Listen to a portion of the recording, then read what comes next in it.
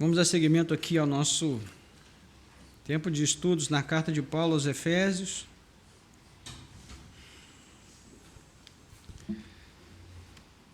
Estamos já na 18ª lição.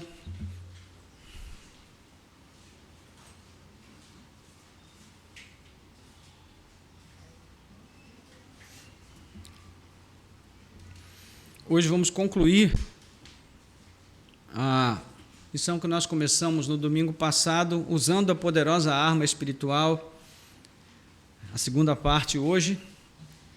No domingo passado, nós demos início a essa sessão em que Paulo fala sobre a guerra espiritual que a igreja deve travar em Cristo Jesus, uma luta contra as forças espirituais do mal. E esta é a última sessão da carta e é também a parte conclusiva da primeira fase dessa nossa jornada pelas chamadas cartas da prisão. Então, para quem ainda não vem acompanhando esta série, ela está disponível no YouTube. Você pode assistir e as demais mensagens todas lá. E a fim de que nós possamos retomar a ideia central do tema, que é tratado aqui nessa parte, nós vamos fazer uma pequena resenha do que nós vimos aqui no domingo passado. Nós falamos sobre como Paulo mostra aqui que, embora nós tenhamos sido libertados do domínio do diabo, do império das trevas, do principado maligno, conforme ele vai citar no capítulo 2, nós ainda estamos sujeitos às influências deste mundo mau, perverso, das ações de Satanás neste mundo e também das suas investidas contra nós. Porque, como dissemos, o diabo foi vencido, foi derrotado, mas ele ainda não foi destruído. Então, nós ainda precisamos manter um estado de constante alerta em relação aos ataques do inimigo. Então, Paulo quer que os seus leitores tenham isso em mente e que eles entendam que nós, desde que fomos chamados por Cristo, fomos salvos por Ele, nós estamos envolvidos nessa guerra, nessa luta, que é travada no campo espiritual. Então, a vida cristã, ela traz muitos desafios e, sobretudo, em termos de conduta ética, conforme nós estudamos aqui, Paulo vai falar sobre a ética na vida comunitária, como ser igreja em unidade, no aspecto pessoal, como viver em piedade e santificação, em relação à nossa vida familiar, os relacionamentos familiares, o contexto do lar cristão, como viver uma vida cristã autêntica dentro do lar, nos nossos relacionamentos diários ali, e como ser um cristão autêntico é bem difícil em todas essas áreas. Por isso, nós somos dependentes da presença do Espírito Santo em nós, agindo, atuando, mudando, transformando, aperfeiçoando o nosso caráter cristão, porque é Ele quem nos capacita a seguir na direção dos alvos que a Bíblia estabelece para nós. Mas, enquanto nós nos ocupamos nesse objetivo, na busca da vontade de Deus, há um inimigo que trabalha contra nós, armando ciladas todo o tempo para nos fazer tropeçar no caminho da fé. Então, é por essa razão que nós precisamos de revestimento, de fortalecimento espiritual. E a força da qual nós dependemos para vencer essa guerra não está em nós. Ela só pode ser concedida por Deus, ela só pode vir de Deus. O Senhor é a fonte do poder que nós precisamos para lutar essa guerra e vencê-la. Então, Paulo utiliza aqui a imagem de uma armadura, e ele vai mostrar que quando nós nos revestimos desse poder que vem de Deus, isso equivale a nos vestirmos de uma armadura como soldado. Ou seja, no nosso caso é uma armadura espiritual, e é com essa armadura que nós ficaremos firmes contra os ardis de Satanás.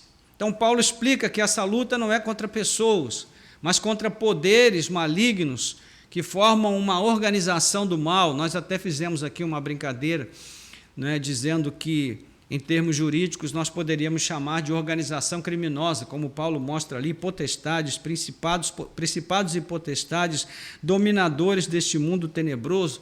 Ou seja, é uma organização do mal e, mais especificamente, essa expressão principados e potestades significa inteligências demoníacas, que são seres inteligentes que planejam, se articulam, se organizam, criam estratégias e buscam meios para pôr tropeços na caminhada do cristão.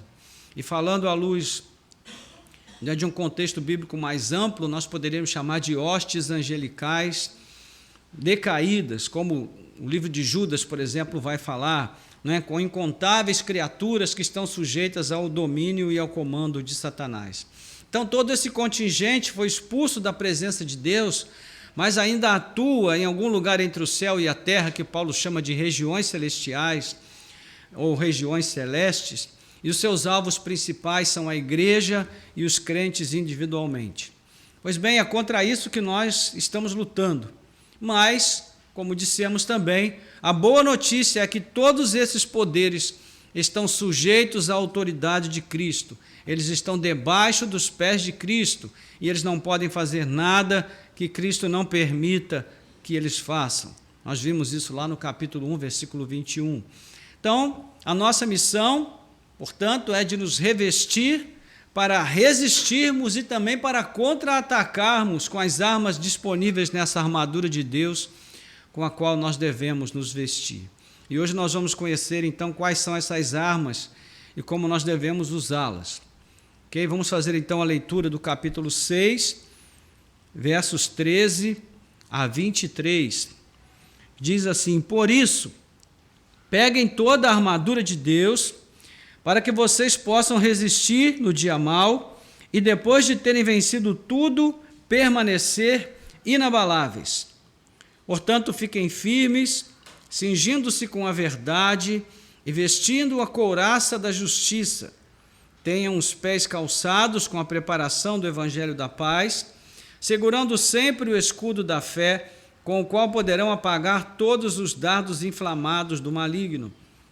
Usem também o capacete da salvação e a espada do Espírito, que é a palavra de Deus. Orem em todo o tempo no Espírito, com todo tipo de oração e súplica, e para isto vigiem com toda perseverança e súplica por todos os santos. E orem também por mim, para que no abrir da minha boca me seja dada a palavra, para com ousadia tornar conhecido o mistério do Evangelho, pelo qual sou embaixador em cadeias, para que em Cristo eu seja ousado para falar como me cumpre fazer. E para que saibam como estou e o que estou fazendo, Tíquico, o irmão amado e fiel ministro no Senhor, lhes dará todas as informações. Eu o estou enviando a vocês com esta finalidade, para que conheçam a nossa situação e para que ele console o coração de vocês. Paz seja com os irmãos e amor com fé da parte de Deus Pai e do Senhor Jesus Cristo. A graça esteja com todos os que amam sinceramente o nosso Senhor Jesus Cristo. Amém. Louvado seja Deus. Vamos orar, irmãos. Nosso Deus e Pai, graças te damos pela leitura da tua santíssima palavra. Obrigado, Senhor, porque quanto mais nos enfronhamos no texto bíblico, quanto mais mergulhamos, Senhor, nessa fonte de conhecimento, sabedoria sem fim, ó Deus, nós nos alegramos e também nos conscientizamos do compromisso e da responsabilidade que está sobre nós como igreja do Senhor. Portanto, nessa manhã pedimos que o Senhor não fale apenas às nossas mentes, mas também aos nossos corações. Que a tua palavra desça ao íntimo de cada um de nós, de tal maneira que ela nos faça sentir o peso de responsabilidade que temos e também a alegria pelas vitórias que Cristo já alcançou por nós, a fim de que nós possamos lutar essa guerra, ó Deus, com bom ânimo, com disposição, com o sentimento sempre constante de que nós não estamos lutando para conquistar, mas para defender aquilo que Cristo conquistou por nós. Nós oramos assim com gratidão, em nome de Jesus. Amém. Glória a Deus. Bem, então, Paulo vai começar aqui a partir do verso 13 a falar sobre as armas dessa guerra. Nós vimos que ele, do verso 10 até o verso 12, ele vai falar sobre a necessidade que nós temos de permanecer firmes, né? E esse é uma das ênfases de Paulo aqui nesse texto, talvez a principal ênfase, que é o dever que a igreja tem de lutar para se manter firme dentro do propósito de Deus, firme naquilo que Cristo conquistou para ela, firmes debaixo da graciosa misericórdia, da bondosa provisão e sustento do Senhor, firmes no propósito de fazer a vontade de Deus e de agradá-lo em tudo. Então, Paulo vai iniciar os 2 próximos versos usando uma conjunção conclusiva, né? No verso 13, ele vai dizer por isso, e no verso 14 ele vai usar um portanto. Então, por que ele faz isso? Porque isso tem a ver com tudo que ele havia dito antes a respeito dos poderes espirituais do mal. Ele descreveu esses poderes como inteligências malignas que atuam como numa esfera que nós não temos acesso a ela, não temos acesso imediato a essa esfera, porque ela é espiritual, ela é invisível.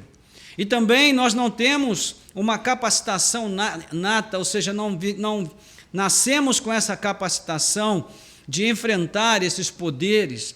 Então nós dependemos de uma capacitação que vem de Deus, de uma forma que contra nós esses poderes não tenham eficácia, não nos alcancem. Ou seja, nós precisamos de meios para nos defender de forma eficaz. Então isso não vai acontecer a não ser por uma intervenção de Deus. E a conclusão é a seguinte: uma vez que os poderes cósmicos contra os quais vocês devem lutar, o que Paulo está colocando aqui, uma vez que esses poderes possuem uma força sobre-humana, uma vez que atuam num mundo invisível e de um modo irresistível ao homem natural, então vocês precisam tomar sobre si toda a armadura de Deus. E o termo usado no grego aqui para essa expressão toda a armadura é uma palavra que é panóplia, que se refere à armadura completa de um soldado, o conjunto que envolve todas as partes da armadura. É um conjunto pesado de armas que envolvia a couraça e vários outros itens. Então, a gente precisa prestar bem atenção para não perder a riqueza desse texto. E, em princípio, 2 coisas precisamos ter em mente aqui. A primeira é que a armadura é de Deus. Nós enfatizamos bem isso no domingo passado. Nós destacamos esse fato, que a armadura não é nossa, ela é de Deus. Mas, ainda assim, convém enfatizar um pouquinho mais, e porque Paulo está fazendo isso daqui, qual é a procedência da armadura e qual é a razão da sua eficácia na luta contra esses demônios, esses poderes perversos do mal. Primeiro, ela é a armadura de Deus, como falamos, e quando nós meditamos sobre o verso 11, que vai falar sobre isso, nós citamos Isaías 59:17, onde Deus é descrito como um guerreiro vestido com sua armadura. E o que nós vamos ver é que essas armas que compõem a armadura de Deus, que são descritas aqui nos versos seguintes, elas simbolizam o quê? Virtudes, qualidades que nós não temos em nós mesmos. Então essas virtudes, essas qualidades, elas são qualidades do próprio Deus, do seu caráter, e Ele compartilha conosco dessas virtudes, dessas qualidades. Então Paulo está assegurando aqui que Deus deseja compartilhar conosco da sua armadura, das suas virtudes, uma vez que nós não as possuímos, porque sem elas nós estamos suscetíveis, estamos sujeitos às ciladas do diabo. E é muito gratificante para nós nos alegramos com essa consciência de que Deus compartilha conosco das armas espirituais das quais nós precisamos. Isso equivale a uma situação hipotética em que nós precisamos ir diante de uma autoridade, mas nós não temos conhecimento, nós não temos um relacionamento com aquela autoridade, não temos nenhum tipo de entrada para nos achegarmos a ela, e então alguém que tem conhecimento, que tem autoridade para se colocar diante daquela autoridade, nos diz, não, vem comigo que eu vou te levar lá. E então, por causa da autoridade, né, daquela pessoa que vai nos levar diante da autoridade, é que nós temos acesso a ela, que nós temos como chegar até ela. É o que Deus faz quando Ele compartilha conosco das armas espirituais que Ele possui, da sua armadura, ou seja, Ele tem autoridade, toda a autoridade, sobre essa autoridade relativa do diabo, que Deus concede, né, por sua graça, misericórdia a nós, essas armas, para que nós possamos resistir então aos ataques dessa autoridade maligna, que é uma autoridade relativa e não absoluta, como a autoridade de Deus. Então, é assim que Paulo trata essa questão, né? E como é esse Deus que compartilha conosco da armadura por meio de Cristo, então, quando Paulo diz aqui, quanto ao mais, sede fortalecidos no Senhor e na força do seu poder. Então, como nós vimos na semana passada, no capítulo 6, 10 a 12, não é? Cristo venceu, ele derrotou Satanás e o despojou de toda a autoridade que ele possuía sobre nós. Então, se permanecemos em Cristo, se estamos ligados nele, também estamos protegidos contra esses ataques do diabo. Porque Cristo venceu e nós vencemos com ele. A carta diz que nós estamos assentados nos lugares celestiais em Cristo Jesus. Ou seja, a vitória de Cristo é a nossa vitória. Mas, enquanto estivermos neste mundo, nós não teremos descanso aqui. Precisaremos lutar para permanecer em Cristo. Então, a armadura que devemos tomar é a armadura de Deus, mas há uma segunda questão aqui que nós devemos levar em conta, né, sobre essa ordem de tomar a armadura de Deus. Paulo está dizendo isso porque ele tem razões, ele tem motivos, e o motivo é justamente aquele que nós enfatizamos no início. Nós precisamos ficar firmes. Firmes. Se há algo que nós temos testemunhado hoje na vida da igreja, meus irmãos, é uma certa fragilidade, suscetibilidade. Os crentes hoje eles não conseguem mais ficar firmes. Qualquer motivo é motivo para vacilar, para pender para um lado, para pender para o outro, para colocar o trem fora dos trilhos. E parece que essa ideia de relativização da autoridade de Deus, da palavra de Deus, ela realmente tem colado na igreja de uma forma muito intensa. Então, o dever de ser obediente, o dever de fazer a vontade de Deus, de andar na presença de Deus, de viver uma vida santa, uma vida reta, apesar da nossa fraqueza humana, não é algo mais que está como prioridade para os cristãos hoje. E parece que esse imperativo da firmeza não é algo mais com o que nós estejamos nos preocupando. Mas essa é a grande preocupação do apóstolo Paulo. Ele estava preocupado, né, de que a igreja de Éfeso também não estivesse preocupada em uma vida firmada em Cristo, em uma vida estável, sólida na fé. E ele viu a necessidade de falar bastante sobre isso, usando aqui essa imagem da armadura. Ele vai citar a firmeza, ou os termos sinônimos de firmeza, 4 vezes em 4 versos, dentro dessa pequena porção. No verso 11 ele diz, fiquem firmes. No verso 12 ele diz, fiquem firmes ou resistam. No verso 13, parte C, ele diz, fiquem firmes, permaneçam inabaláveis. E no verso 14, primeira parte, de novo ele diz, fiquem firmes. E a Bíblia como um todo, ela expressa grande preocupação com o crente vacilante, não é?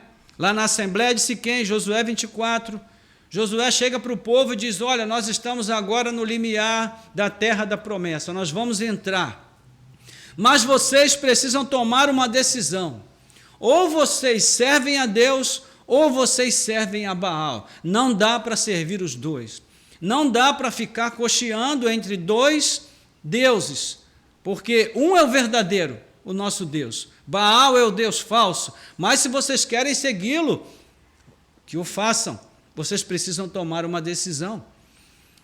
E é isso, irmãos, que nós precisamos fazer todo dia, desde que nós colocamos o pé para fora da cama. Nós temos que tomar uma decisão na direção de Deus, da obediência a Deus, de fazer a vontade de Deus. Não podemos ficar titubeando, vacilando.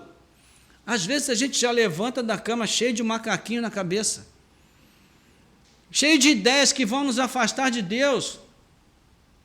Eu acho que isso acontece com você também, não acontece? Acontece com todos nós, não é? Elias fez a mesma coisa quando o povo que ora cria em Deus, ora se voltava para Baal. No capítulo 18 de 1 Reis, versículo 21, Elias fez a mesma coisa. Ele confrontou o povo: vocês têm que tomar uma posição. Se o Senhor é Deus, sigam. Se Baal é Deus, então sigam a Baal. Oséias condena os israelitas porque eles tinham um coração dividido. No capítulo 10 de Oséias, versículo 2, nós vamos ver Oséias dizendo isso, que o povo tinha o seu coração dividido. Tiago censura os crentes de ânimo dobre, de mente dividida, pessoas indecisas. Tiago 4, verso 8. Não é? Ele diz que essas pessoas não vão receber nada de Deus porque elas são pessoas inconstantes.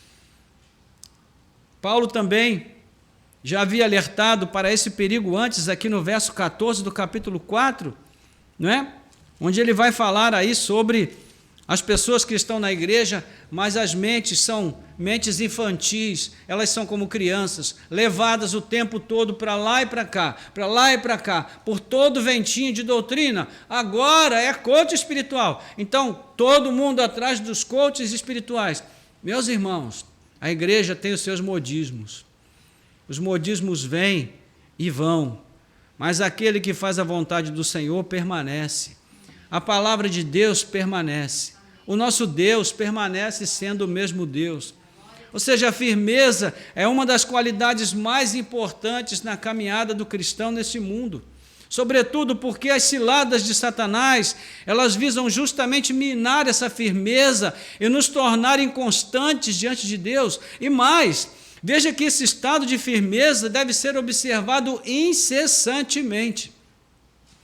A sequência do verso 13, né, é resistir agora. Ele diz, primeiro, peguem toda a armadura de Deus para que vocês possam resistir no dia mau.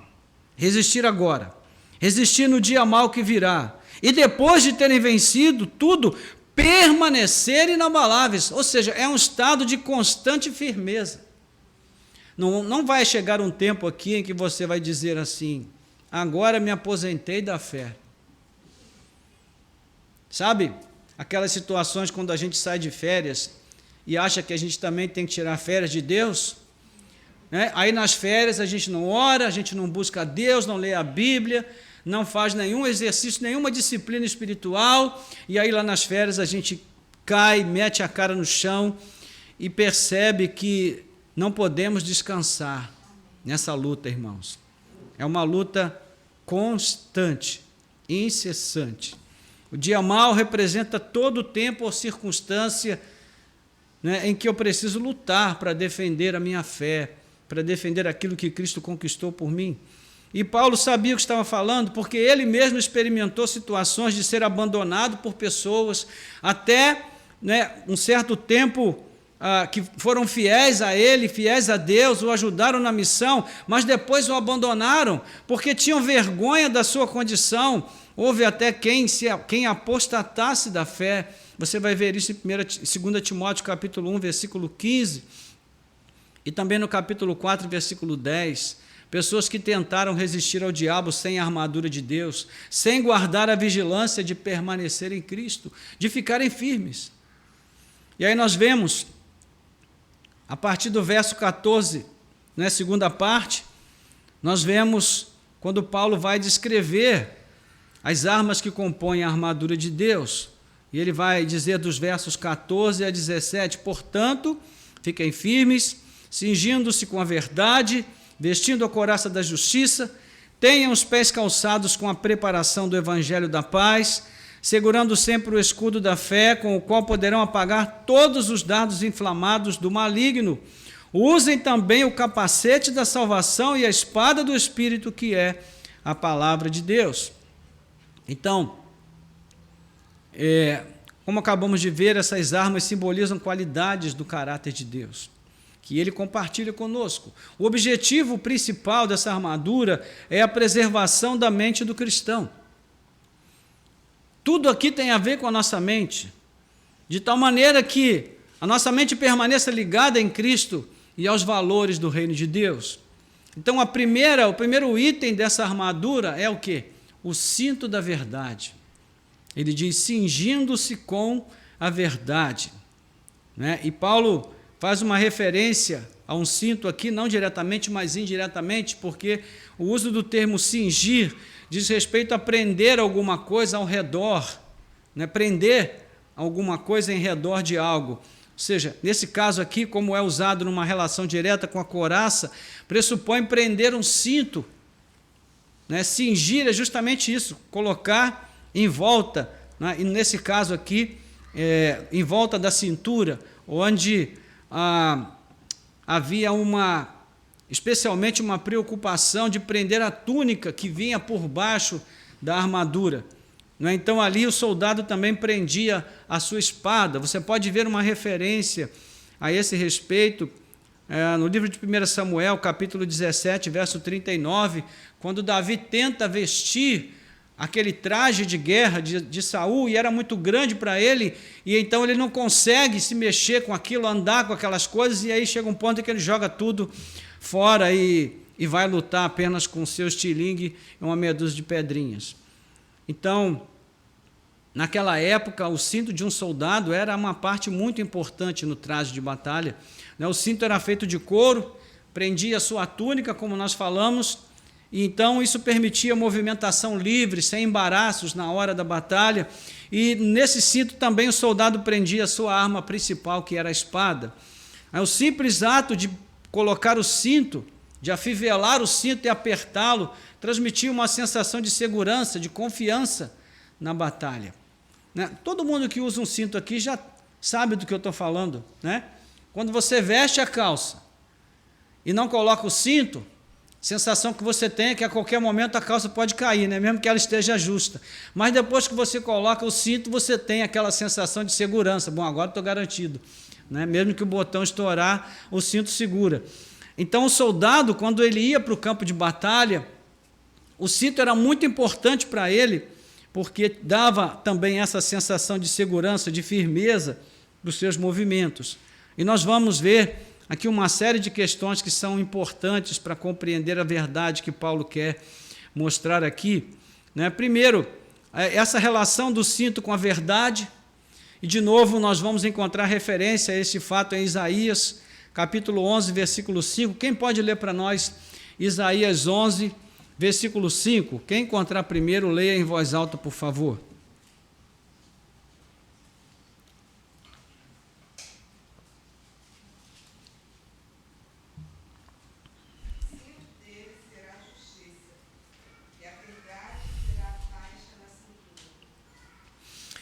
Muito bem, então, obrigado, Cláudia. A verdade é o cinto com o qual o cristão deve se prender, ou ao qual ele deve,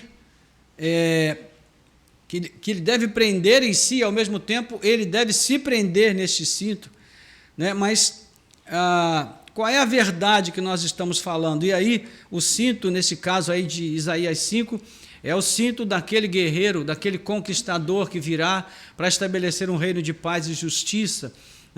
Mas a qual verdade Paulo está se referindo? Porque a gente pode entender a palavra verdade de muitas maneiras, mas aqui ela tem dois sentidos específicos. Primeiro, é a revelação que as Escrituras traz por meio de Jesus. Ou seja, tudo aquilo que a Bíblia diz à luz da pessoa de Cristo e da sua obra redentora. Jesus afirma que é essa verdade, a sua palavra, que nos liberta, João 8, versículo 32. Ele rogou ao Pai que nós fôssemos santificados na verdade, que é a sua palavra, João 17, verso 17. Ele ainda advertiu os seus discípulos que permanecessem na sua palavra, ou seja, permanecessem na verdade, João capítulo 15, e mais tarde o mesmo João vai expressar ali a sua preocupação com essa questão, quando nós vemos lá em João capítulo 3, 3 João, versículos 3 e 4, quando ele escrevendo ali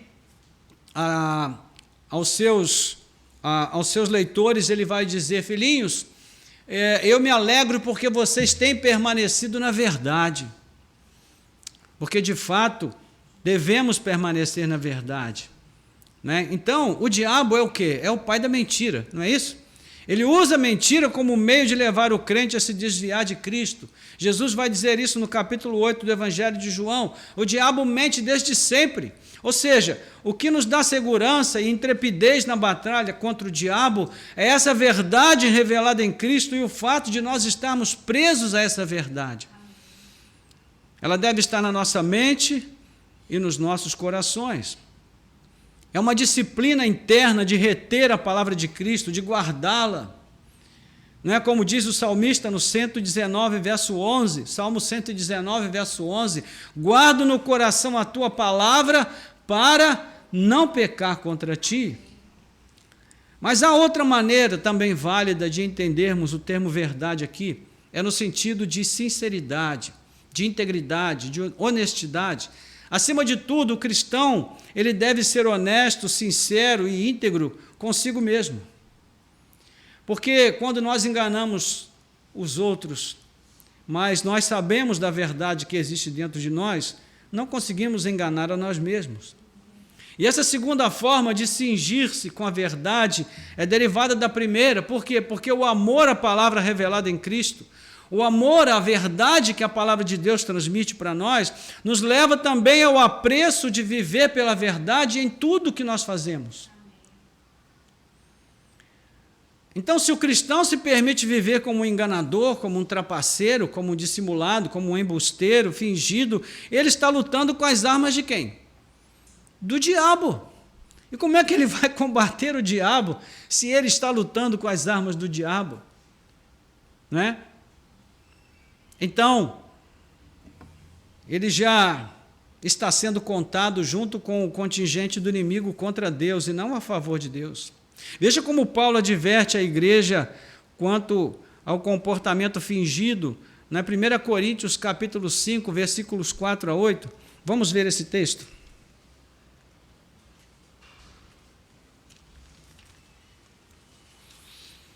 Segure isso aí porque é um texto forte. 1 Coríntios capítulo 5, versículos 4 a 8. Chegou lá? Ele diz assim: em nome de nosso Senhor Jesus, reunidos vocês e o meu espírito com o poder de Jesus nosso Senhor, que esse tal seja entregue a Satanás para a destruição da carne, a fim de que o espírito seja salvo no dia do Senhor. Não é bom esse orgulho que vocês têm. Por acaso vocês não sabem que um pouco de fermento leveda a massa toda? Joguem fora o velho fermento, para que vocês sejam nova massa, como de fato já são, sem fermento, pois também Cristo, nosso Cordeiro Pascal, foi sacrificado. Por isso, celebremos a festa não com fermento velho, nem com fermento do mal e da maldade, mas com o pão sem fermento, o pão da sinceridade e da verdade. Paulo está falando do quê? Ele está falando da tolerância com pessoas na igreja que praticavam imoralidade, que viviam uma vida de pecado e permaneciam dentro da igreja. Paulo está dizendo: expulsa essa pessoa. Põe ela para fora, porque ela está contaminando a igreja toda, está todo mundo sofrendo por causa dessa pessoa, ou dessas pessoas. Então, nós não podemos acolher a mentira, a falsidade, o engano, não é? Então, Paulo faz essa advertência. Resumindo, irmãos, o cristão precisa se prender à verdade, permanecer na verdade, viver por ela, amá-la, O tempo todo. O tempo todo. E olha, de novo, isso é algo fora de moda hoje em dia. As pessoas mentem para a gente e mentem com uma eloquência que a gente acredita realmente. Né? A gente acredita. E nós, irmãos, não precisamos aprender a mentir. Nós já nascemos com essa capacidade. Isso já vem no pacote. Desde pequenininhos. Foi você, Pedrinho? Não, mamãe. Não fui eu, não. Quem foi? Ah, foi meu irmão. Não é isso que as crianças fazem? Eu escolhi Pedrinho porque não tem nenhuma criança aqui que se chama Pedro, né? Tem? Aqui? Ah, é verdade. Ainda bem que eles não estão aqui agora, família.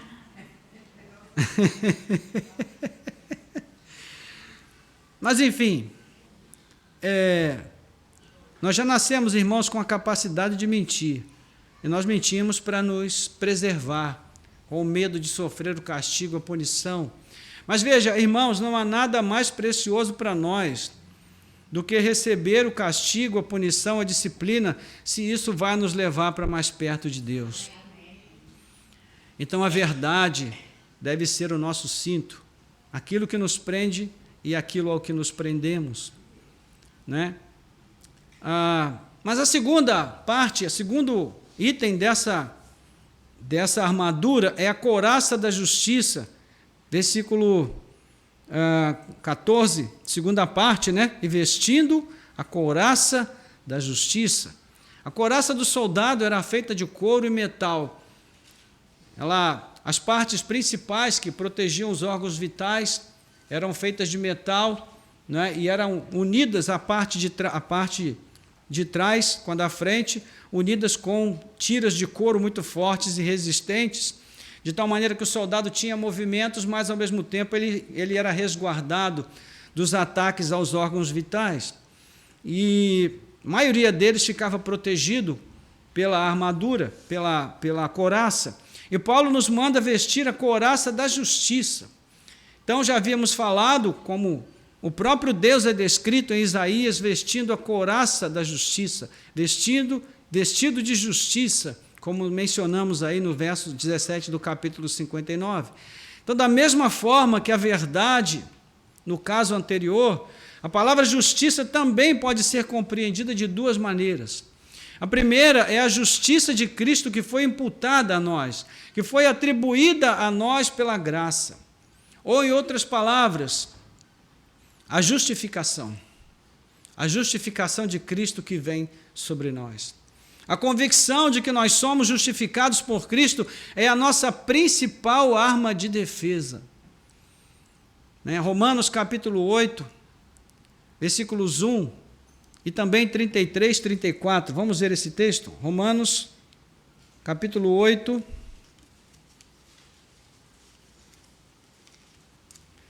versículo 1, 33 e 34 também. Agora, pois, já não existe nenhuma condenação para os que estão em Cristo Jesus. Glória a Deus.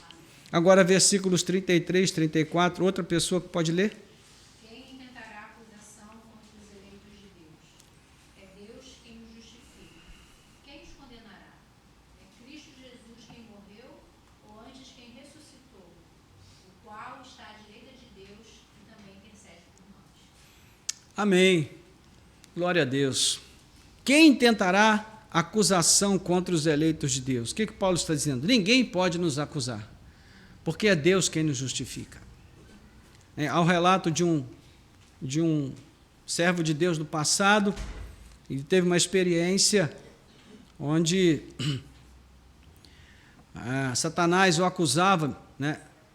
Um sonho onde Satanás o acusava, ou uma visão, algo assim, não me lembro ao certo, mas era uma situação em que ele era acusado pelo diabo de uma série de crimes, que ele mostrou numa lista enorme, né? E então, depois que o inimigo terminou de proferir todas as acusações, todos os pecados que ele havia cometido, então, lá no final, né, ele apontou a seguinte frase: mas o sangue de Jesus Cristo nos purifica de todo pecado. Ou seja, sim, nós somos pecadores, sim, cometemos muitos pecados nessa vida, mas o sangue de Jesus Cristo nos purifica de todo pecado. Nós somos justificados em Cristo. Mas o próprio nome diabo, que vem, né, do grego diabolos, que significa acusador ou caluniador, mostra que essa é a única coisa que ele faz: acusar, caluniar. E na sua primeira investida registrada na Bíblia, ele seduz o primeiro casal fazendo o quê? Acusando a Deus. Ele diz: não é isso não. Ele diz para vocês não comerem, porque ele sabe que se vocês comerem, vocês serão iguais a ele. O que o diabo está dizendo? Ele proibiu porque ele tem ciúmes da sua onisciência. Porque se vocês comerem, vocês vão ser iguais a ele, então ele proibiu por isso. E é porque ele é ciumento. Não quer compartilhar a sua onisciência com vocês. Não é isso, irmãos? Então veja que essa tem sido a principal forma de ação do diabo. Lutar com todas as suas armas para nos afastar de Deus, promover a insegurança, a instabilidade da nossa relação com o nosso Criador. E por isso é fundamental que nós tenhamos convicção da nossa justificação, de que em Cristo nós estamos em um relacionamento correto com Deus. É isso que significa ser justificado, é estar em um relacionamento correto com Deus. Mas a segunda maneira de entender também a justiça aqui, a couraça da justiça, é como algo que se liga à questão moral, né? É sobre como agimos em nossas relações com outras pessoas. E nós temos dois momentos nessa carta em que a justiça é citada nesse sentido. Capítulo 4, versículo 24 aí da nossa carta aos Efésios, onde Paulo vai dizer: e a se revestir da nova natureza, criada segundo Deus, em justiça e retidão procedentes da verdade. Então a justiça aí, ela está citada como retidão de caráter. E no versículo 9 do capítulo 5, Paulo vai dizer: porque o fruto da luz consiste em toda bondade, justiça e verdade. Mesmo sentido. Então, também aqui, a aplicação graciosa e generosa da justiça de Cristo sobre nós deve nos levar a agir com o nosso próximo também de forma justa. Se nós formos declarados justos, então a coerência manda agirmos como justos. E dessa forma o diabo não terá oportunidade ou não terá lugar em nossas vidas, não é? Como ele vai dizer no capítulo 4, verso 27, não deem lugar ao diabo. Nós seremos capazes de ficar firmes, de resistir aos seus ardis, às suas artimanhas. Né? Seguindo aí, a próxima parte, próximo item da armadura é o calçado do soldado, que é a preparação do evangelho da paz. Versículo seguinte aí do capítulo 6, onde nós vamos ler: tenham os pés calçados com a preparação do evangelho da paz. Os soldados romanos usavam nos pés algo semelhante a uma meia bota. Não era tipo um coturno desses de exército como a gente conhece hoje, não. Era algo bem diferente. Era feita de couro com partes abertas, especialmente nos dedos, para ventilação e para facilitação dos movimentos. E essas botas eram bem presas aos tornozelos, com tiras de couro muito fortes. E os soldados usavam isso porque era a sua proteção, né, e a sua garantia de que eles teriam um desempenho satisfatório nas batalhas. Né, e esse calçado era feito de camadas de couro reforçadas, né, duplas ou triplas no solado, e ali eram presos cravos de metal para poder firmar a pisada do soldado no solo. Pense numa chuteira antiga. Né? A chuteira que se usa no futebol hoje em dia é quase que uma obra de arte. Né? Caríssimas as chuteiras desses craques aí do futebol hoje em dia. Mas antigamente a chuteira era de trava de metal. Era uma coisa bem rústica. Né? Então era mais ou menos como uma chuteira com travas de metal, o calçado desses soldados romanos. E esse solado com esses cravos, ele também servia como uma arma, muitas vezes, no combate, né? Mas a ideia contida na ordem de Paulo aqui, ela fala de duas coisas, de segurança e de prontidão, né? Segurança no poder e na eficácia do Evangelho para transformar o pecador, né? Temos uma clara referência ao Evangelho nesse sentido em outra carta, Romanos capítulo 1, versículo 16 e 17, onde Paulo fala: eu não me envergonho do Evangelho, porque ele é o poder de Deus para a transformação do pecador. Então, é uma segurança que nós temos, que o Evangelho é poderoso para transformar as nossas vidas e as vidas das pessoas para quem nós anunciarmos este Evangelho. Nós vemos aqui como as partes da armadura estão interligadas, Evangelho e justiça. Então, Paulo quer estimular os seus leitores à confiança no Evangelho de Cristo. É uma base firme que nós podemos ter para afirmar a nossa fé e o nosso testemunho cristão. Mas ele também fala da prontidão. Nós devemos estar prontos a pregar o Evangelho. Existe aqui uma alusão a Isaías 52:7, onde o texto poético vai dizer: quão formosos são os pés daqueles que anunciam boas novas pelas montanhas. Nós vemos aqui alguém que está correndo pelos montes, proclamando o Evangelho que anuncia a paz.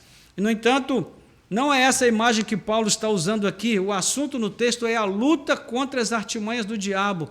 Então, o nosso desafio não é correr pregando o Evangelho, mas é pregar o Evangelho para permanecermos firmes contra os ataques que essa criatura maligna traz contra nós. Então, um dos alvos principais de Satanás é o quê? Impedir, ainda que ele não tenha poder para isso, que Deus cumpra o seu propósito de unir todas as coisas, todos os tipos de pessoas em Cristo, conforme nós vimos no capítulo 1, versículo 10. Não é? E como nós podemos contribuir com esse propósito? Por meio da pregação engajada, consistente, que mostra ofertas de reconciliação de Deus ao mundo pecador. Nós vimos em capítulo 2, versos 13 a 22, como Cristo quebra todas as barreiras, derruba todas as barreiras para criar em si mesmo uma só humanidade, uma nova humanidade. Então, a nossa missão é resistir à resistência do diabo, né, contra a pregação do Evangelho e estando sempre prontos a pregar.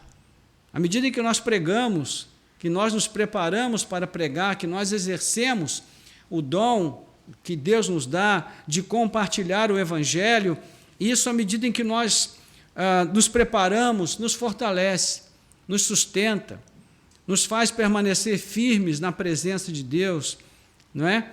E quando nós praticamos a pregação do Evangelho, nós estamos praticando a fé de uma forma efetiva, não é?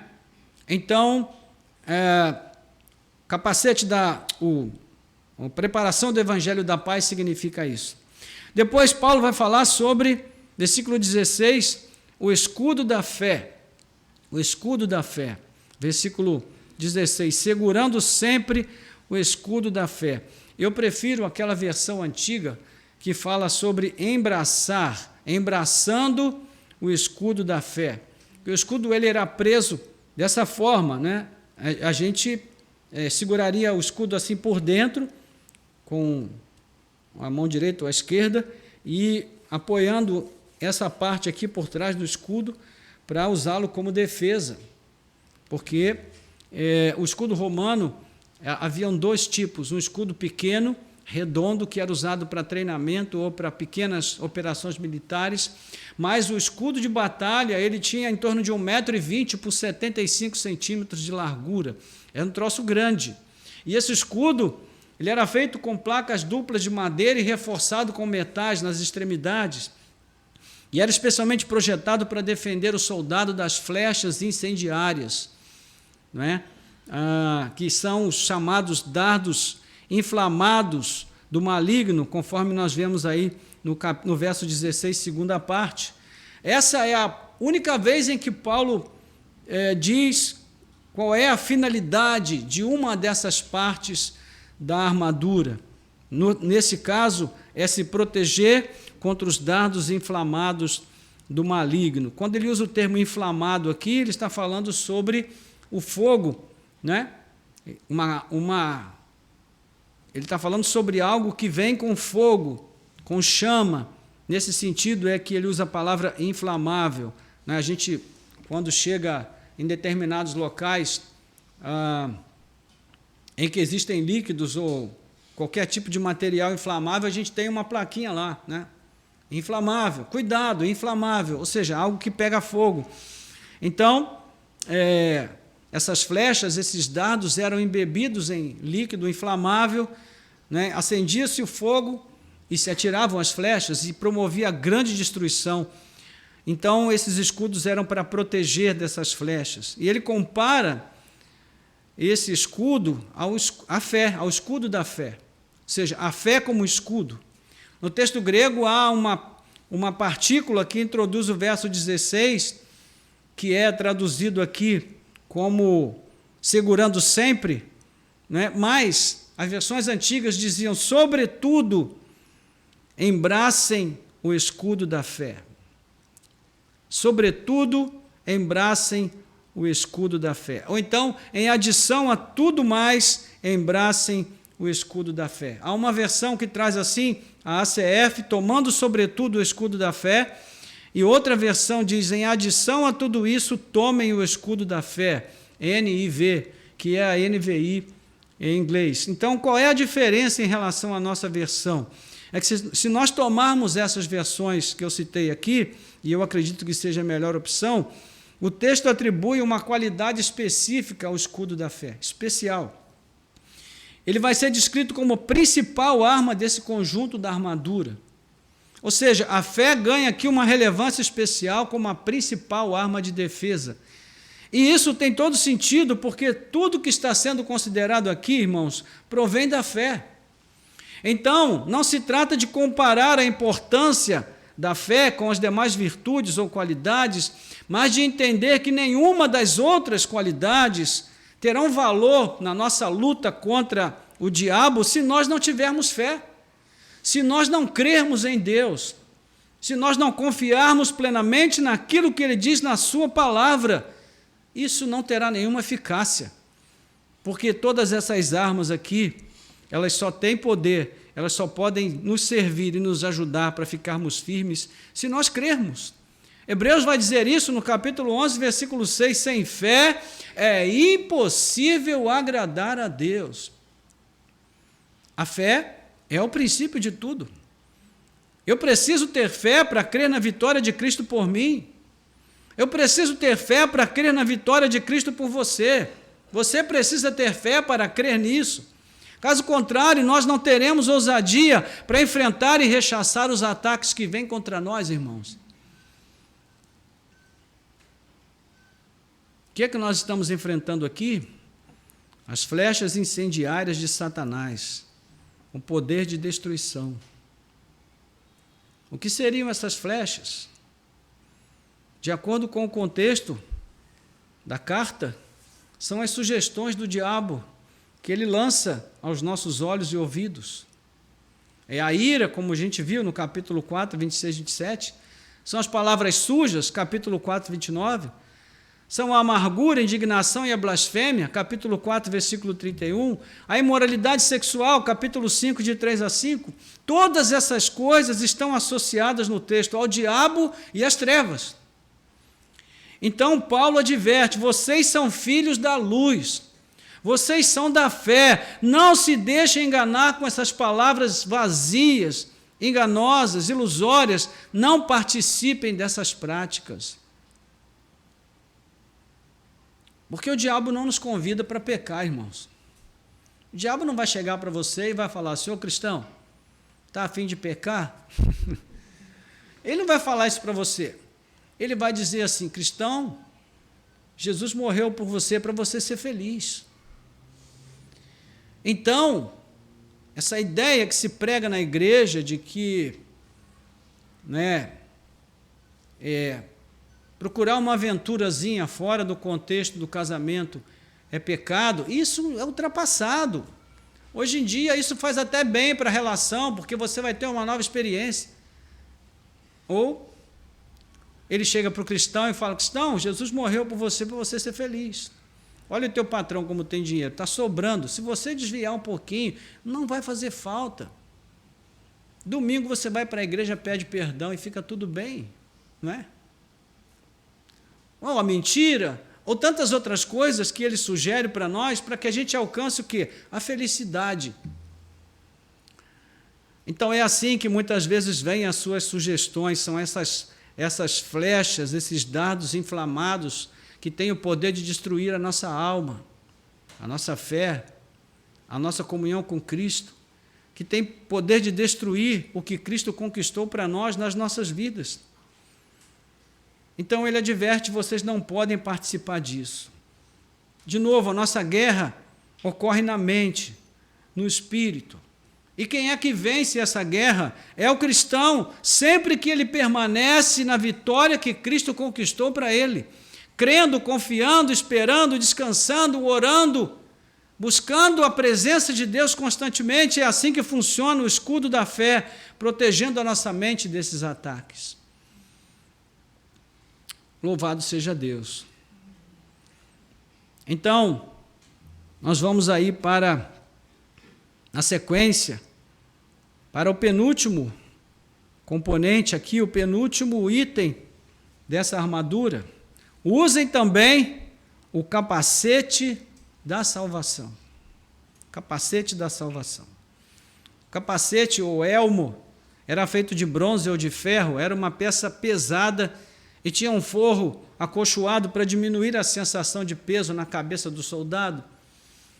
Não é apenas uma arma muito pesada como um machado ou uma espada longa poderia provocar estragos ou até partir um capacete naquela época. Mas essa peça da armadura, ela não tinha uma aparência grotesca. Você já viu aí nos filmes, né, os soldados romanos, havia capacetes que tinham plumas, uma espécie de uns penachos vermelhos, bonitos, que chamam muito atenção. Então ele era também usado como uma peça para adornar a armadura. E, novamente, o texto nos remete a Isaías 59, 17, onde o texto vai falar que o Senhor também usava o capacete, né?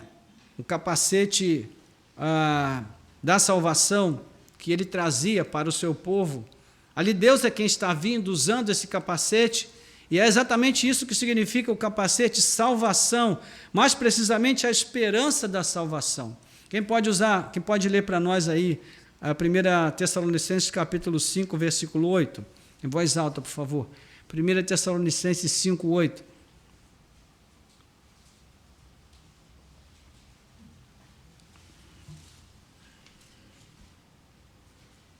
Nós, porém, que somos do dia, sejamos sóbrios, revestindo-nos da couraça da fé e do amor, e tomando como capacete a esperança da salvação.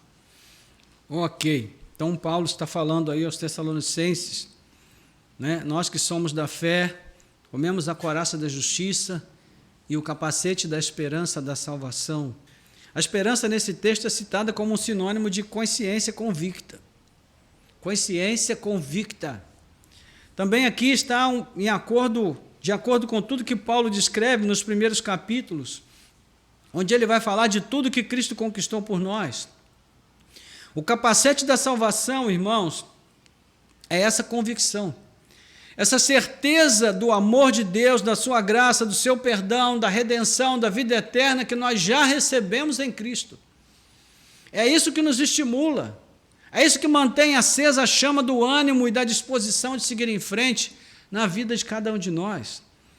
Então, embora sejamos salvos por um lado, por outro lado, nós ainda estamos sendo salvos dia a dia. E lá no futuro nós seremos salvos definitivamente quando nós adentrarmos o reino da glória. Então, irmãos, precisamos nos apossar da certeza dessa salvação todo o tempo. Nossos pensamentos, nossas intenções, nossas pretensões precisam estar guardados sob essa esperança, debaixo desse capacete, a esperança da salvação. É uma questão de consciência do que nós já temos, do que nós já possuímos em Cristo Jesus. Então, se alguém sugerir para você que Cristo morreu por você para que você se torne uma pessoa rica, você pode dizer: eu já sou rico, porque eu já sou dono de tudo. Cristo é o meu Senhor, Ele é dono de tudo. E eu também já sou dono de tudo.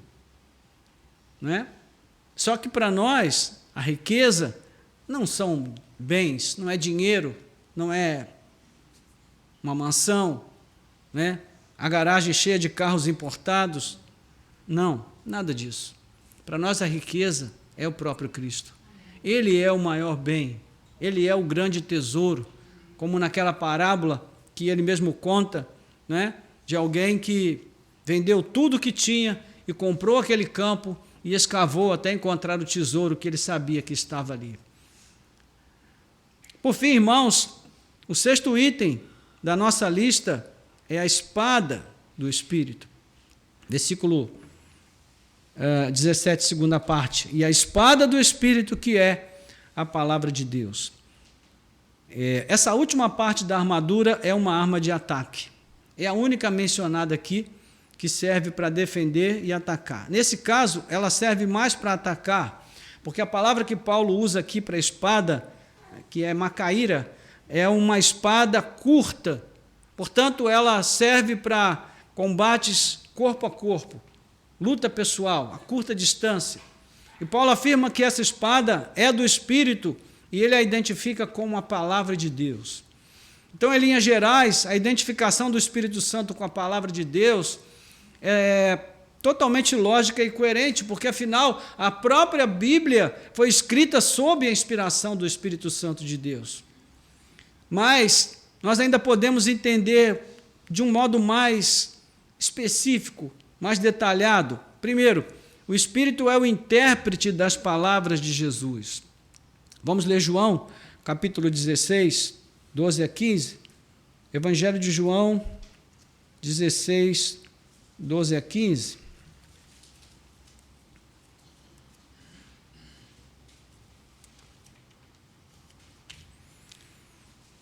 O que diz aí? Vamos ler juntos? 12 a 15? Vamos? Então vamos. Tenho ainda muito para lhes dizer, mas vocês não podem suportar agora. Porém, quando vier o Espírito da verdade, ele os guiará em toda a verdade.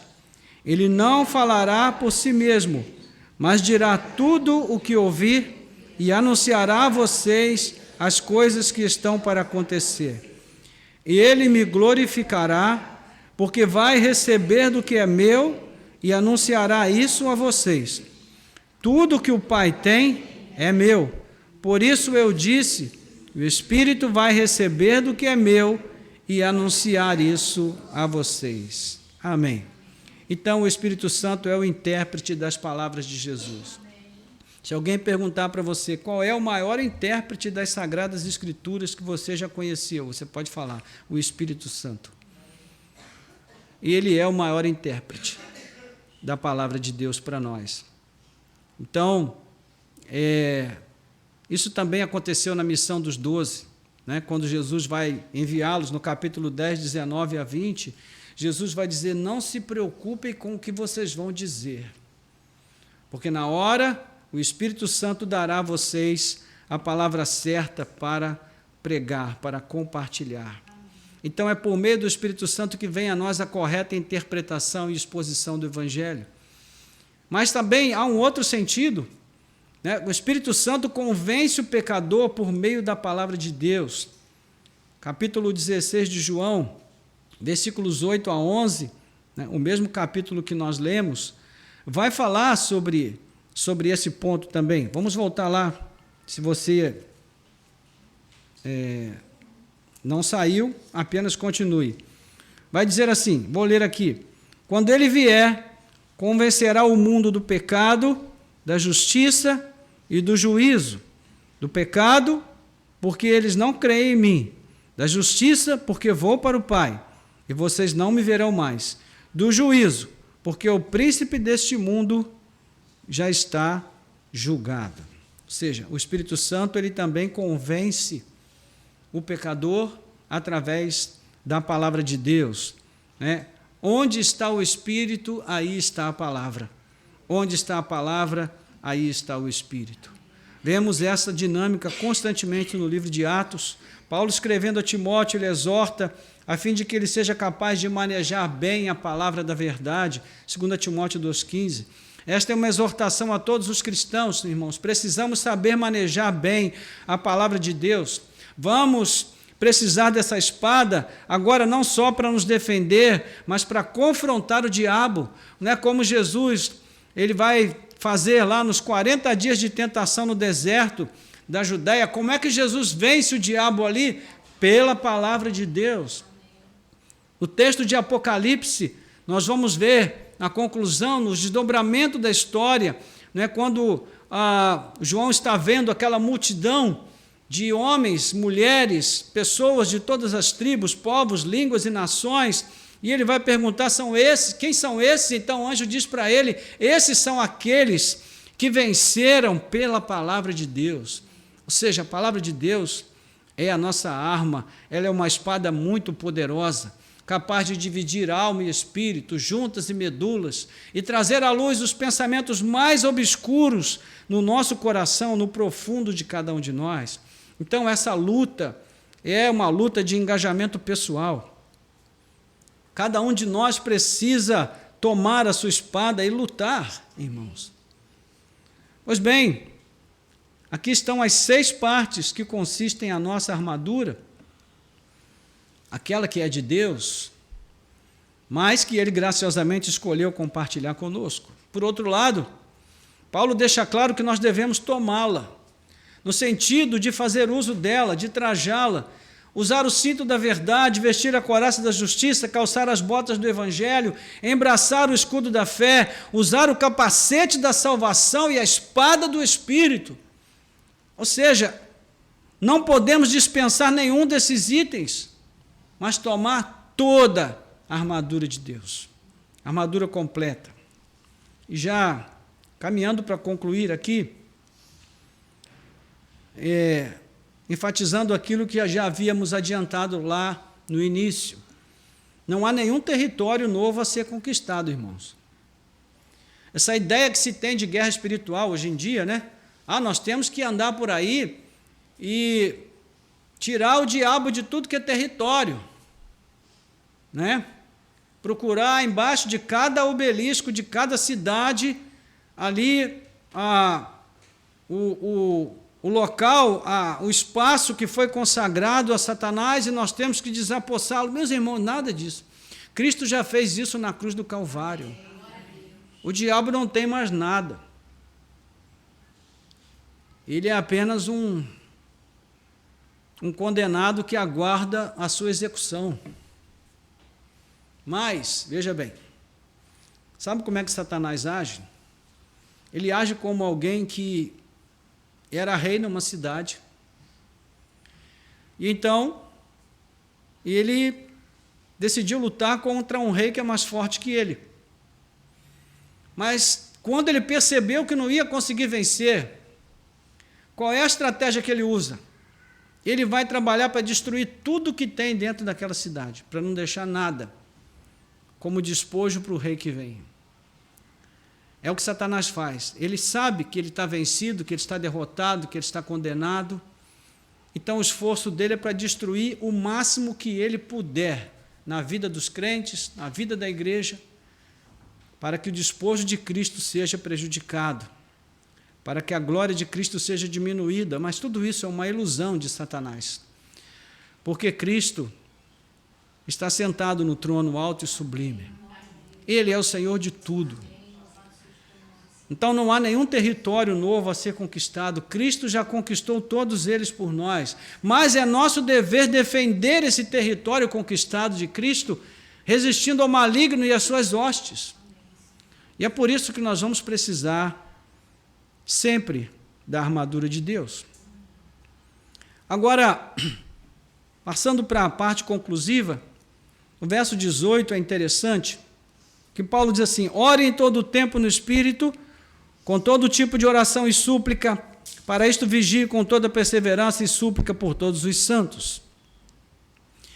Embora nesse verso Paulo não siga diretamente a metáfora do soldado e o seu traje de batalha, de certo modo, há uma conexão entre o que ele vai dizer e as imagens que nós vimos antes. Por quê? Porque ele fala da prática da devoção pessoal. Ele fala da oração, da vigilância. Há uma relação direta da devoção pessoal com o uso da armadura, porque todos os termos imperativos que vão designar o uso de toda a armadura de Deus, né? Tomar toda a armadura, vestir o cinto, coraça da justiça, calçar o evangelho, embraçar o escudo, tomar o capacete, todas essas ações só poderão se tornar efetivas na vida daquelas pessoas que oram, que têm uma vida com Deus, que dobram os seus joelhos durante a semana dentro de casa, que buscam o Senhor, que clamam a Deus, que expressam a sua dependência da graça e do poder de Deus, que vigiam. Então, irmãos, toda a guerra espiritual em si precisa ser permeada pela oração vigilante, sempre, sempre, sempre. É até uma questão de lógica, se a armadura é de Deus, se é um ato de generosidade dele compartilhá-la conosco, então é evidente que nós precisamos usá-la em comunhão com ele e em dependência total da sua graça e do seu poder. Isso fala do quê? De oração, fala de devoção, fala da piedade. Meus irmãos, isso daqui não é coisa para monge, não. Isso é responsabilidade de cada crente individualmente. E mais, o tipo de devoção que ele compartilha aqui é devoção fervorosa. Não é algo eventual, pontual, mas é constante, é intenso. O texto nos mostra 5 características dessa oração, e aqui eu vou falar rapidamente esses 5 pontos para a gente partir para o encerramento. Primeiro, a oração é constante. Nós devemos orar sempre. Ele diz: orem em todo tempo, todo tempo. Isso significa que essas orações não devem ser restritas aos momentos de crise. Eu vou dar uma chegadinha na igreja hoje para o pastor dar uma orada por mim, porque eu não estou bem. Aí você vai, o pastor dá aquela orada por você, aí você vai embora para casa feliz e fica aí uns 3 ou 4 domingos sem aparecer na igreja. Aí lá na frente você tem uma outra necessidade. Eu vou voltar lá para receber mais uma oração. Meus irmãos, isso não é vida com Deus. Então, é preciso que não seja restrito. É algo que tem que fazer parte da nossa vida. Aquelas situações onde nós sentimos a necessidade pessoal de buscar o socorro de Deus, fazem parte da nossa vida, isso é normal, e a gente é privilegiado por poder crer que esse Deus está ali para nos assistir, para nos socorrer, mas isso não deve ser o único momento, não deve ser a única hora em que nós nos ocupamos com a oração. É preciso ser uma atividade constante para que a gente possa resistir ao diabo, irmãos. O diabo não teme um teólogo ilustre e eloquente, se esse teólogo não for um homem de oração. Mas ele teme aquela senhorinha do coque, né? Que não sabe nem o que significa direito teologia, mas é uma mulher que ora, que busca a Deus, que tem uma vida consagrada. Perto dessa mulher o diabo nem passa. Existem teólogos que nem creem na existência do diabo. Mas a irmãzinha do coque sabe. Com certeza ela sabe, porque ela é uma mulher de oração. E uma pessoa de oração, ela conhece muito bem os poderes espirituais que estão ao nosso redor, tentando nos derrubar, porque tem visão espiritual. E mais, essas orações devem ser de todo tipo. Ele fala aqui de petição, súplica, intercessão, ações de graças, todo tipo de oração. A segunda característica é que deve ser oração no Espírito.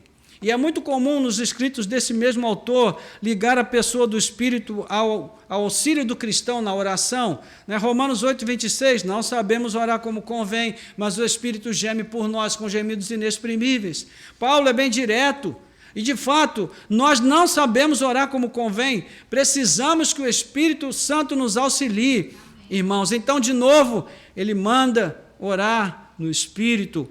Né? O que significa? Pelo menos 3 coisas. Orar movido pelo Espírito, na sua força. Segundo, orar guiado pelo Espírito, com a direção do Espírito Santo. E terceiro, orar com fervor espiritual, orar na presença do Espírito. É isso que significa orar no Espírito. Na sua força, movido por Ele, dirigido por Ele e também com fervor espiritual, orar na sua presença. Ou seja, até mesmo antes de orar com um propósito específico para prevalecer na minha luta, eu preciso orar pedindo ao Espírito que me ajude a orar. Porque, de fato, é o Espírito que vai me auxiliar. Terceiro, oração vigilante. Paulo está seguindo o modelo da oração do próprio Cristo, quando ele nos manda orar e vigiar, né, junto com os discípulos, lá em Mateus 26, 41. E quando ele volta, o que eles estão fazendo? Estão dormindo. E ele diz, orem, mas também vigiem, para que vocês não entrem em tentação. Essa característica está ligada à primeira, a oração constante. Né? Se nós devemos orar em todo o tempo, então é óbvio que precisamos estar atentos a cada necessidade e a cada oportunidade. O soldado atento e engajado em sua função jamais cochila no seu posto de vigia. Porque se ele fizer isso e o comandante chegar, ele vai levar um baita de um sabão e vai até para a cadeia. Da mesma forma, irmãos, nós precisamos vigiar, porque não sabemos o dia e a hora que o nosso comandante vai chegar. Nós precisamos esperá-lo com vigilância. E enquanto vigiamos, aguardando a vinda do nosso chefe, do nosso rei, nós nos defendemos dos ataques do diabo contra nós. Então, o crente que age dessa forma jamais deixa de orar, ainda que seja só em pensamento. A ideia aqui é a mesma usada no discurso escatológico de Jesus, quando ele falava justamente sobre isso, sobre a sua segunda vinda. Então ele manda que nós estejamos vigilantes, porque não sabemos o dia e a hora. A quarta característica, a oração perseverante, é uma oração zelosa, no sentido de um comprometimento com a própria oração. A palavra usada no texto grego significa demorar-se na prática de um ofício com o fim de fazê-lo bem feito. Um bom exemplo é o médico que se dedica a cuidar com zelo do seu paciente até que o paciente fique bom, que se recupere. Ou seja, trata-se de orar com entusiasmo, com dedicação, com interesse. Não é? É por isso, irmãos, que orar por situações ou por pessoas sobre as quais a gente não tem a mínima informação do que está acontecendo, não é uma oração que tem muito sentido para nós.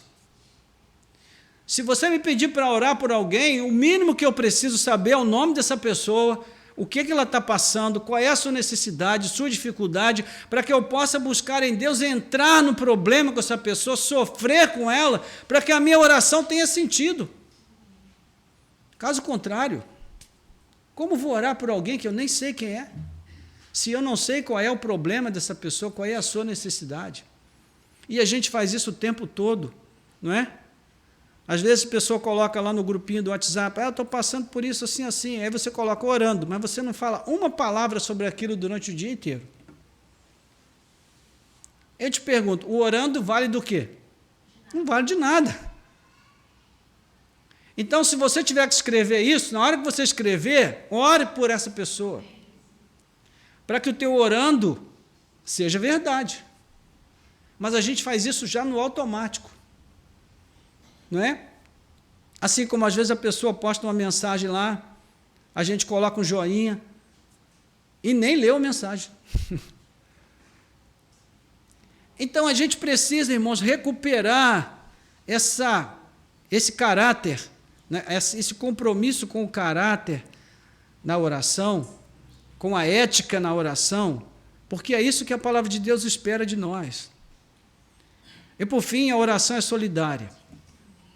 É a quinta característica. Ela expressa uma preocupação com todos os santos. Paulo diz: orem com toda a súplica por todos os santos.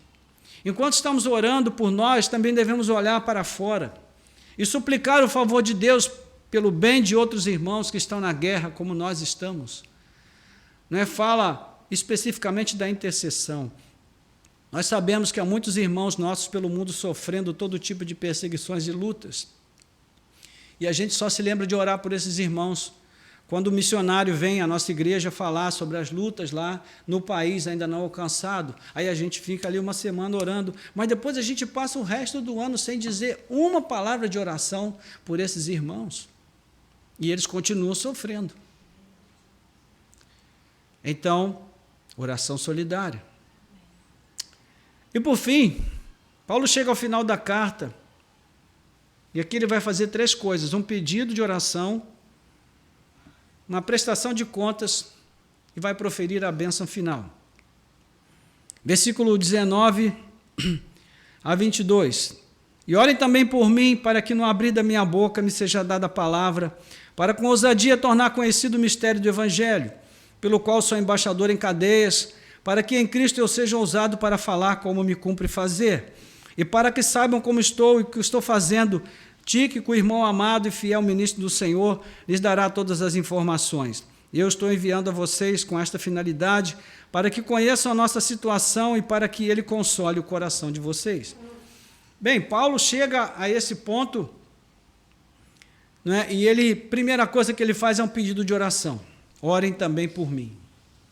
No contexto da guerra espiritual, poderíamos encarar isso daqui como um pedido de reforço, né? Gente, eu estou no campo aqui, manda um reforço para mim porque o negócio está complicado, né? E Paulo mostra 2 coisas: que ele é sábio para entender que precisa de suporte, de poder do alto, e ele também mostra humildade pedindo para os irmãos orarem por ele, né? Ele age como um soldado que está engajado nas batalhas, e ele pede por 2 coisas: discernimento para pregar o que fosse útil e efetivo em cada situação, né? Quando ele diz para que ao abrir da minha boca me seja dada a palavra. Veja, Paulo estava prestes a ser levado sobre as autoridades romanas. Ele estava falando no contexto da capital do mundo naquela época. Ele estava preso em Roma. As pessoas com as quais ele estava lidando eram pessoas muito poderosas, e era possível que ele se sentisse reprimido de pregar o Evangelho com toda a liberdade, porque o Evangelho confronta. Então ele ora e diz: peça ao Senhor para que o Senhor, ao abrir da minha boca, me dê as palavras certas para dizer. E segundo, ele pede por ousadia, por intrepidez para falar do Evangelho e torná-lo conhecido mesmo diante dessas autoridades romanas. Quais os motivos, irmãos? Os mesmos que nós já citamos anteriormente, mas eu quero fazer a leitura agora de 2 Timóteo capítulo 4, versículo 16, que vai dizer assim: na minha primeira defesa ninguém foi a meu favor, todos me abandonaram, que isto não lhes seja posto na conta. Ou seja, ele está lutando uma luta sozinho, do ponto de vista humano, não é? O que ele quer dar a conhecer? O mistério do Evangelho. E nós agora já sabemos o que é o mistério do Evangelho, é o próprio Cristo para todas as nações da terra, capítulo 3, versículo 6, e também Colossenses, capítulo 4, versículo 3, né? Paulo usa uma última imagem para definir a si mesmo, que é a imagem do embaixador. Ele diz: eu sou um embaixador em cadeias. Ou seja, a prisão de Paulo para ele não era um lugar de confinamento, mas era uma embaixada do reino de Deus em Roma. Uma pessoa, para pensar assim, irmão, de 2 uma, ou ela é louca, ou realmente o coração dela está inteiramente consagrado a Deus. A sua presença ali tinha uma finalidade: levar ao conhecimento das autoridades locais os interesses do reino de Cristo que ele estava representando. Essa deveria ser a nossa visão, o nosso próprio respeito neste mundo. Nós não estamos aqui a passeio, meus irmãos. Nós não estamos aqui para visitar a Disney. Nós estamos aqui como representantes do reino de Deus na terra. E nós precisamos proclamar e defender os interesses do reino de Deus onde nós estivermos. A segunda coisa que ele faz é uma prestação de contas. Esses dois versos, 21 e 22, eles funcionam como notícias do fronte. Ou seja, ele está na frente de batalha e agora ele quer enviar notícias. Vou dizer para vocês o que está acontecendo aqui. Ele envia Tíquico, que era um fiel companheiro, um dos poucos que sobraram, para ele dizer aos irmãos em Éfeso o que estava acontecendo e para que ele também consolasse o coração daqueles irmãos. Veja, Paulo, ele sempre tem uma grande preocupação em relação a como a igreja ou a pessoa a quem ele está escrevendo vai reagir diante do fato de ele estar preso. Ele quer evitar que esses irmãos percam a coragem ou o ânimo por causa da sua situação.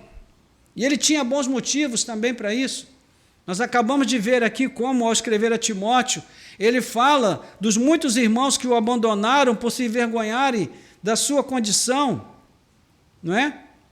Lá no capítulo 2 Timóteo capítulo 1, versículo 15, ele fala de Fígelo e um outro irmão que o abandonou. No verso 10 do capítulo 4, ele vai falar sobre Demas, que era um fiel companheiro, mas depois o abandonou e apostatou da fé. No verso 16, nós acabamos de ler, quando ele fala sobre o fato dele ter sido deixado sozinho para apresentar a sua defesa.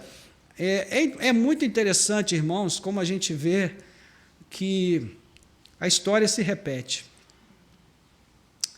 A vida de um homem de Deus, de uma mulher de Deus, é uma vida extremamente solitária, porque pouca gente compreende uma pessoa que realmente ama a Cristo.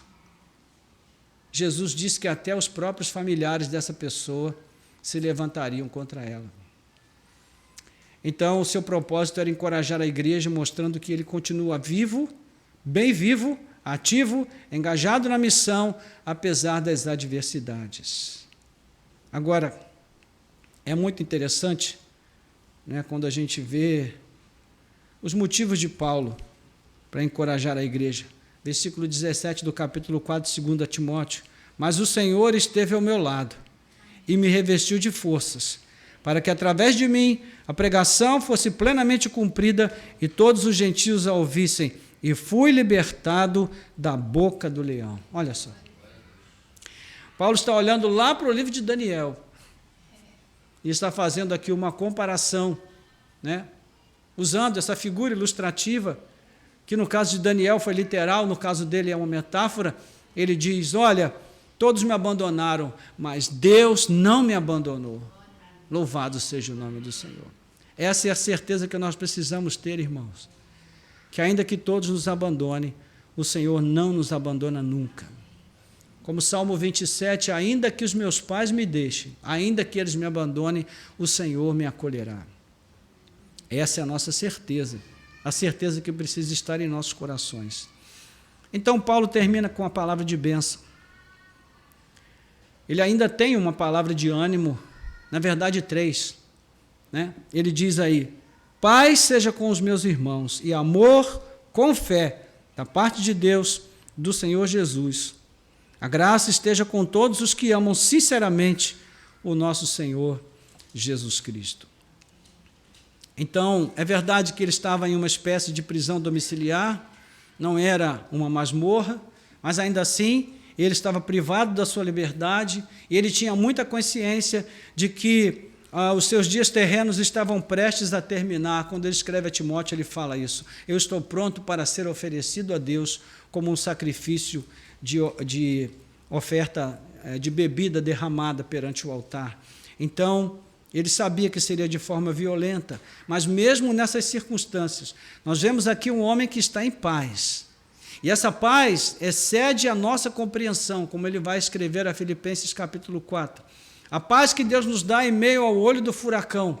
ele não reclama da sua condição, ele não diz uma palavra sobre o desejo de ser solto, ele não fala nada sobre a injustiça, que era o simples fato de ele estar preso ali, porque ele não tinha culpa de nada, não havia cometido nenhum crime, mas ele não diz uma palavra a esse respeito. Toda a sua preocupação era que o evangelho não estivesse preso, que o evangelho não fosse retido, impedido, e que a igreja não se entristecesse pelo fato de ele estar naquela situação. Meus irmãos, é um grande exemplo para nós. Até porque Paulo também estava seguindo o exemplo de Cristo, que quando veio a este mundo, não veio para fazer a sua vontade, mas a vontade do Pai.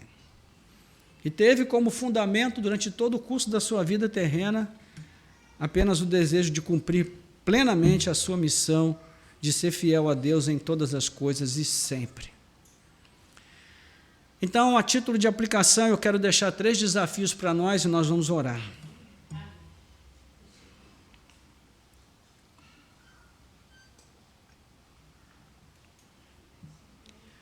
Primeiro, irmãos, nós precisamos reaver o nosso compromisso de permanecermos firmes diante das adversidades que Satanás levanta contra nós. Nós temos que dar um basta nessa ideia do esmorecimento da igreja como uma coisa normal. Isso não é normal. Nós precisamos recuperar a consciência, a compreensão de que nós fomos chamados para vivermos uma fé que tem bases sólidas, meus irmãos. Nós não estamos sobre terreno movediço. Nós estamos sobre uma fé, sobre um propósito, um projeto de salvação de Deus, que ele está consumado, ele está concluído, não está consumado, mas ele está concluído, mas ele será consumado com a volta de nosso Senhor Jesus Cristo. Essa volta não é uma possibilidade, é uma realidade. Ela está determinada por Deus e ela vai acontecer. É por isso que o nosso texto de referência, nossa regra de fé e prática, vai de Gênesis a Apocalipse. Aqui não tem aquela coisa de você decide o final. Não, aqui não. O final já está decidido.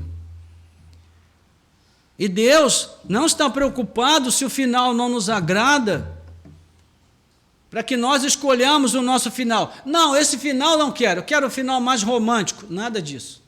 O final já está definido aqui. E nós é que precisamos nos submeter a ele.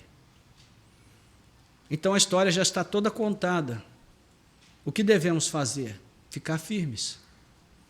Segurar na mão de Deus. Nos fortalecer a cada dia.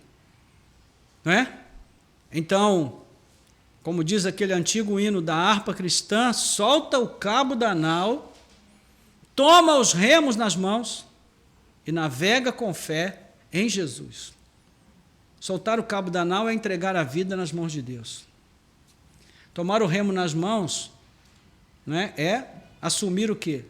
A minha salvação, a minha vida como uma vida salva, como uma vida que foi consagrada a Cristo, como alguém que está em comunhão com Deus. E é nessa certeza, nessa segurança que eu vou remar e vou levar o meu barco até o outro lado, porque é isso que nós devemos fazer. É isso que se espera de nós. O segundo desafio, irmãos, nós também precisamos retomar a nossa compreensão de que oração para nós não deve ser algo eventual. Nós precisamos orar sempre, todo dia, todo tempo, toda hora. Se você não tiver recursos ou não tiver meios, o ambiente apropriado para que você ore em voz alta, ore em pensamento. Coloque a sua mente ligada no Senhor. Guarde o seu coração, como diz ali o texto de Provérbios 4, para que você possa permanecer ligado em Cristo todo o tempo, porque o diabo não descansa, meus irmãos. As suas investidas acontecem todo o tempo contra nós. E quando nós baixamos a guarda, é aí que nós vamos cair. E terceiro, precisamos também retomar a preocupação em como as nossas vidas afetam a vida de outras pessoas. Isso é algo que eu acho extraordinário no apóstolo Paulo, como ele tem essa preocupação de estar atento a como a sua vida está afetando a vida do outro. Por isso ele está escrevendo essas cartas, para que a sua condição não sirva como ponto de desânimo para as pessoas que o conhecem. Infelizmente, a igreja perdeu essa característica também, né, de se preocupar. Cada um cristão se preocupar com a maneira como a sua vida afeta a vida do outro. Hoje, a gente meio que dá de ombros, né? Eu faço da minha vida o que eu quero, cada um faz da sua vida o que quiser, né? E cada um é dono do seu nariz. Tudo isso está correto, mas a Bíblia diz que nós não podemos fazer tropeçar nenhum dos pequeninos de Cristo. Porque se nós fizermos isso, seria melhor a gente se atirar com uma pedra de moinho, amarrada ao pescoço no fundo do mar. Então, compromissos que nós precisamos assumir perante Deus. Curva a sua cabeça, nós vamos orar. Nosso Deus e Pai, graças te damos pela alegria de podermos ter, mais uma vez, nos debruçado sobre o texto da Tua Palavra, para estudarmos. Obrigado pelo que o Senhor tem falado aos nossos corações nesta manhã, que nós possamos guardar a Tua Palavra, que ela fique nas nossas mentes e corações, e que ela seja, Senhor, o norte para as nossas vidas, especialmente na luta que temos que travar contra o inimigo das nossas almas. Senhor, nós estamos aqui porque o Senhor tem nos mantido de pé. A Tua graça tem nos sustentado, o Teu amor tem cuidado de nós. Permita, ó Deus, que nós possamos assumir esse compromisso, Pai amado, com uma vida cristã engajada, dedicada, comprometida em tomar toda a armadura de Deus e usar esses itens todos que ela tem para, ó Deus, nos servirem como defesa contra as armas de Satanás, contra os seus ataques, mas também como armas de ataque, para que nós possamos confrontar as portas do inferno, pois o Senhor prometeu que elas não prevaleceriam contra a Tua igreja. Que o Senhor nos ajude, Pai, a ter esse engajamento, esse comprometimento. Ó Pai, que nós sejamos mais dedicados à oração, que o Senhor nos leve de volta ao caminho da oração constante, diária, ó Deus, a cada minuto, a cada instante, que a nossa mente esteja ligada com os céus, com o reino de Deus, com a pessoa de Cristo, que os nossos olhos estejam voltados para a cruz e a nossa intenção seja de buscar ao Senhor em todo o tempo, pois o nosso inimigo trabalha arduamente para nos destruir, para nos fazer retroceder daquilo que Cristo conquistou para nós. Não permita, Senhor, dá-nos força, ousadia, intrepidez, para que nós possamos enfrentá-lo também por meio da oração. Ó Senhor, ajuda-nos, para que nós sejamos capazes de viver assim, dessa maneira, comprometidos, ó Deus, e que cada um desses itens da armadura seja uma meta, um alvo para nós ao longo deste ano, que nós possamos nos comprometer, Senhor, com a verdade, com a justiça, com a Tua palavra, ó Deus, com a pregação do Evangelho. Pai amado, que tudo isso esteja em nossas mentes e corações como alvos que nós devemos alcançar, com a esperança, Senhor, enfim, todos esses itens possam estar presentes, guardados em nossas mentes e corações. Nós oramos para que o Senhor nos dê uma consciência de que nós temos, a nossa vida está interligada à vida de todos que nos cercam, das pessoas que nos amam, ó Deus, e mesmo aquelas que não têm relação conosco, mas sabem da nossa existência, tudo que nós fizermos poderá afetá-las. Então, que o Senhor traga temor e tremor aos nossos corações, para que nós possamos viver por um bom testemunho, por uma vida reta que transmita às pessoas que estão ao nosso redor o desejo sincero de buscarem também uma vida em Cristo, Senhor. Nós oramos assim, com gratidão, entregando tudo isso nas Tuas mãos, em nome de Jesus. Amém. Amém.